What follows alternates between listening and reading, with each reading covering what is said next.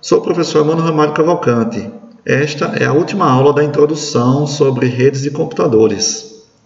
Irei falar um pouquinho sobre a história da internet. A internet, assim como outras invenções e tecnologias, seguiu a sequência que está apresentada aqui. Ela foi inventada e utilizada inicialmente para o setor militar, em seguida no setor acadêmico e, anos após, tornou-se algo comercial, aberto para toda a sociedade. Tudo começou com a ARPANET, em 1969. A ARPANET era uma rede que interligava departamentos de pesquisa da agência chamada ARPA, nos Estados Unidos, que fazia parte do Departamento de Defesa. Era uma agência voltada a projetos de pesquisa e, primeiramente, pela necessidade que havia de comunicação, foi criada a primeira rede, utilizando os conhecimentos de computação de pacotes, que nós já vimos em aulas anteriores. E, ao longo do tempo, outras redes foram sendo interligadas à ARPANET. Em 1972, a ARPANET foi demonstrada publicamente e foi estabelecido o primeiro protocolo de comunicação entre hospedeiros, ou seja, entre computadores, chamado NCP, Protocolo de Controle de Rede. E já nesse ano já houve o primeiro programa de e-mail. E aí veja o quão antigo o e-mail é. Passando-se o tempo, alguns anos depois, foram surgindo a arquitetura como realmente nós conhecemos da internet, proposta por dois pesquisadores que proporam o TCP/IP. O TCP/IP, lembrando aqui que aqui são as camadas da arquitetura da internet, o TCP faz parte da camada de transporte e o IP da camada de rede. Reconstituem o coração da internet. Quando surgiu a ARPANET, basicamente você tinha o quê? Uma camada de rede, né? Comunicação entre equipamentos, né? Comutadores. E era necessário haver protocolos para regulamentar como seria a transmissão. E com o surgimento do TCP/IP, que até hoje são utilizados, passou a ser um padrão de camada de transporte e rede para a então ARPANET, que com o tempo passou a ser a internet. Ao longo do tempo foi surgindo uma tecnologia muito importante, né, uma arquitetura de rede local chamada Ethernet.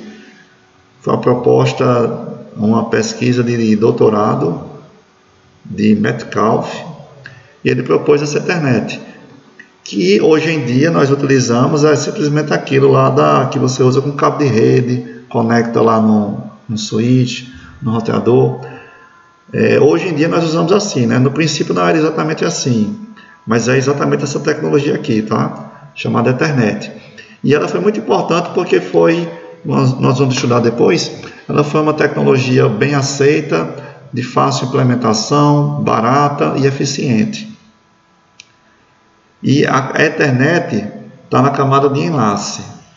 Então veja que para poder a internet se moldar, foi necessário haver padronizações de protocolos ou de tecnologias nessas camadas.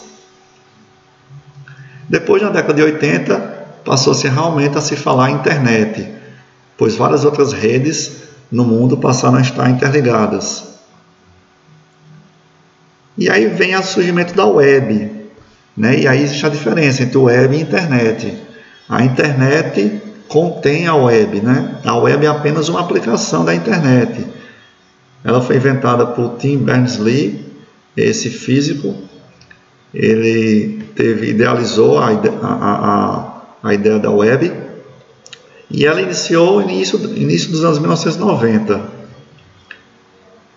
E foi aqui que realmente a internet passou a ter o uso massivamente comercial.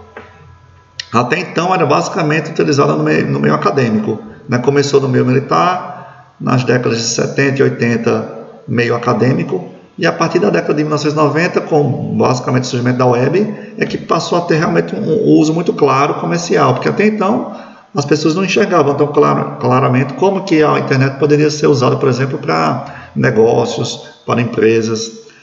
E com essa ideia de sites e tudo mais, abriu um novo caminho para as empresas poderem apresentar seus produtos. Depois surgiu o comércio eletrônico e tudo mais. E aí com a web, realmente a internet passou a ter um crescimento enorme. Foram surgindo vários navegadores, né, com o surgimento da web. A web é aquela aplicação que você usa com o navegador. Então tivemos o Mosaic, depois o Netscape e outros navegadores foram surgindo, tá? Passaram alguns anos para surgir, né, como aqui o Firefox, o Google Chrome. E juntamente com a web, outras aplicações também surgiram, que foram de grande alcance, grande popularidade mundial, como por exemplo o programa de mensagem instantânea. Tínhamos o ICQ, aqui o MSN Messenger, que foi muito popular, já vinha instalado no Windows, e era um programa que você usava para conversar pelo computador, semelhante a como nós fazemos com o WhatsApp.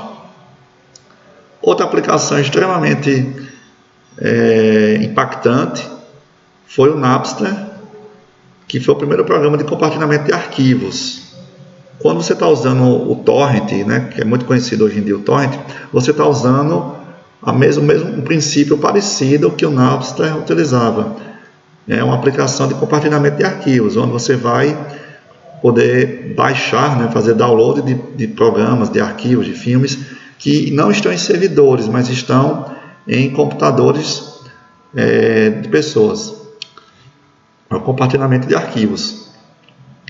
Então, só para ilustrar aqui, vou colocar aqui algumas imagens do MSN Messenger, tá? Então, a tela era mais ou menos assim. Você, quando entrava, você poderia ver a lista de amigos, né? E você clicava em um amigo para poder conversar. Certo? Semelhante a como nós fazemos com o WhatsApp. E o Napster, programa que permitia você sair baixando arquivos de música de pessoas, tá? Nos computadores das pessoas, se conectando diretamente do seu computador com o computador de outras pessoas, tá? E é muito interessante a história do Napster, tá? Teve uma repercussão muito grande na mídia. Os grandes estúdios, né, as grandes empresas da indústria da música sofreram um impacto com isso e aí conseguiram, depois de um tempo, derrubar, né, o Napster. É interessante você conhecer essa história. E aí, após essas outras aplicações, né, a web foi uma grande aplicação, mensagem instantânea também, compartilhamento de arquivos também. A web foi evoluindo, chegamos depois ao ponto de ter as redes sociais, outro marco importante da web e da internet, como o Facebook, mais recentemente o Instagram. E outro ponto também importante foi quando surgiu a multimídia na web, né? A velocidade de acesso à internet foi aumentando, a largura de banda foi aumentando, e com isso foi possível você passar a assistir filmes, né? Escutar músicas e depois assistir filmes na internet, já que você tinha uma conexão suficiente para isso. E aí surgiu em 2006 o YouTube, e hoje você tem tantas outras aplicações para você assistir filmes e até mesmo TV ao vivo pela internet, né? Como o IPTV. Aqui eu coloco algumas estatísticas interessantes na internet, tá? Nesse site aqui, Our World in Data. Tem muitas estatísticas interessantes, tá? Eu selecionei aqui algumas para a gente ter uma visão, esse panorama ao longo do tempo, como a internet evoluiu. Tá? Primeiro vai ser o total de assinantes de banda larga no mundo. Como será que está o total de assinantes de banda larga no mundo? Olha só, aqui está desde 1998 até 2017. Está mostrando alguns países, você pode acrescentar aqui, vamos colocar aqui o Brasil, para a gente ver. Então está aqui, só de comparação, né? O Brasil em 2017, o Brasil estava com 13% de assinantes, da população de assinantes com banda larga, certo? Comparando aqui com os Estados Unidos, 33%, Coreia do Sul e Alemanha com 40%. Então, o acesso à banda larga ainda é pouco no Brasil, né?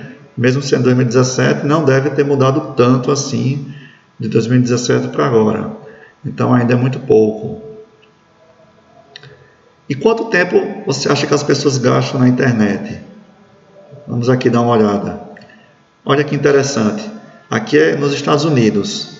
Quantidade de horas diárias gasta com mídia digital, né, na internet. 2008 a 2018. E aqui ele separa 3 tipos de uso, né? No desktop, né, no computador convencional, no notebook, laptop, ou usando smartphone, dispositivos móveis, né? Tablet também. Então veja que o gasto no computador é na faixa de 2 horas. E isso não mudou muito, de 2008 até 2018, né? Aumentou um pouco, depois diminuiu, na faixa de 2 horas. O que realmente aumentou bastante foi o tempo gasto na internet usando dispositivos móveis, como smartphones e tablets. Naturalmente começou aqui pouco, né? Porque a indústria de smartphones surgiu mais ou menos nessa época aqui. E veja como tem aumentado a cada ano. Então, as pessoas passam, em 2018, nos Estados Unidos, as pessoas passavam por dia mais de 3 horas e meia usando a internet no celular ou outro dispositivo móvel, e só 2 horas no computador, né? E se nós pudéssemos ver 2019, 2020, provavelmente isso aqui continua aumentando.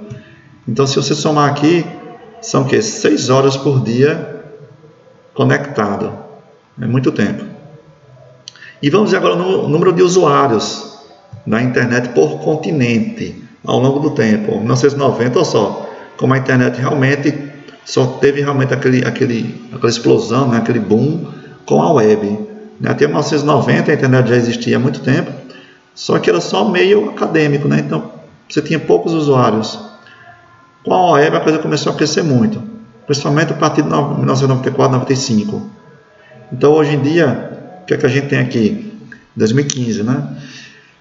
A Ásia tem uma grande quantidade de pessoas, né? Até pela questão da China e da Índia, grande população.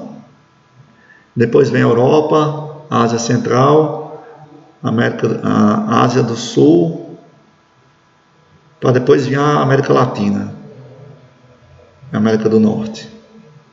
Então, aqui você pode ver também a evolução ao longo do tempo. Interessante aqui que, por exemplo, o sul da Ásia aqui, né, cresceu mais nesses últimos anos, né? Então aqui deve estar contando, tem que ver quais são os países exatamente, né? Mas tem uma diferença, né? Tem continentes aqui, regiões que começaram mais depois, né, a ter o uso maciço da internet. E por fim, porcentagem da população que usa a internet. Quantos por cento dos brasileiros estão usando a internet? Olha só, do Brasil em 2016, 60%. Possivelmente agora deve estar já em torno de 70%, provavelmente. Tem países que tem mais de 90% da população usando a internet, como Canadá, Reino Unido, e os países, a Noruega, Dinamarca e Suécia. Mas infelizmente tem países que têm um uso muito baixo ainda, menos de 10%. E isso você pode ver ao longo do tempo como foi a evolução. Então é bem interessante essa estatística. Ok, gente. Existem vários vídeos muito bons aqui no YouTube, explicando a história da internet. Você pode procurar. Na próxima aula, eu vou começar a falar das aplicações da internet. Essas primeiras 7 aulas foram para dar uma introdução sobre a internet. E, a partir da próxima aula, eu vou começar a explicar como funcionam algumas das aplicações da internet. A exemplo da web, do e-mail, do compartilhamento de arquivos e também de programas de mensagem instantânea. Até mais!